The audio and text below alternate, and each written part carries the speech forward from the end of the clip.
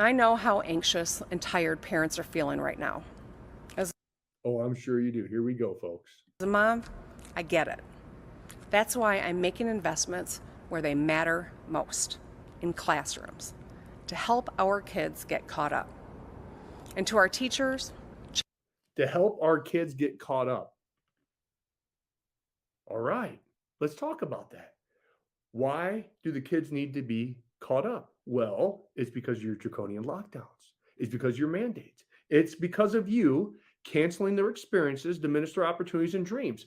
She is the reason why that check engine light is also on. And she is the reason why there's a mental health crisis in our children. And she is the reason for our kids not getting the right opportunities that all the other kids in all the other states who have been open, that have a sense of normalcy, who didn't get their experiences taken away and their opportunities and dreams diminished. And they've actually are getting a quality education right now. And when they get a quality education, that means they're better educated. And guess who's going to get those college spots?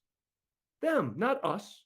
Guess who's going to get those opportunities in the job, in the workforce? Them, not us, because our kids are now behind and they're way behind and they should never had to get caught up. And we're still having districts like Flint and other school districts still doing online learning.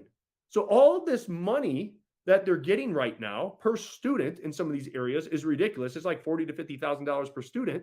Where is that money going? They're teaching online. So what do you buy more laptops? Last time I checked, a laptop does not cost, or an iMac doesn't cost 30 to 40,000. So they're pushing online learning. So where is all that money going? So again, furthering a narrative, folks. But they come on here and say they care. She's the reason. Never forget. child care professionals, aides, bus drivers, custodians, parapros, administration, I see you. Thank you for working tirelessly to help our kids thrive.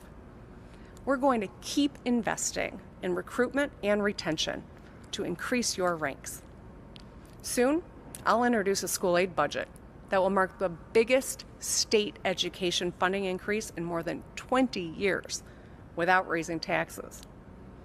Now, I want to be crystal clear. Students belong in school. We know it's where they learn best.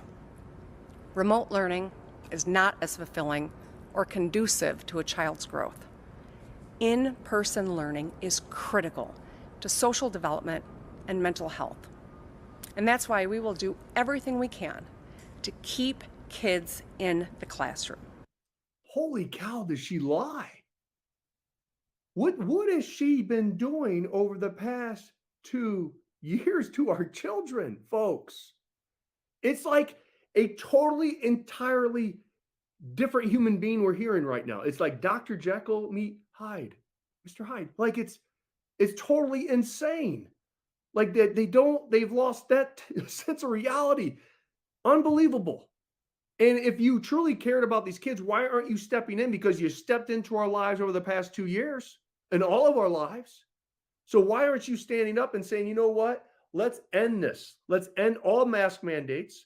Let's end all of this online learning. Let's get these kids back to schools, because we're learning right now that Omicron is just a severe cold, folks. Not everybody is dying like they said and predicted. It's true.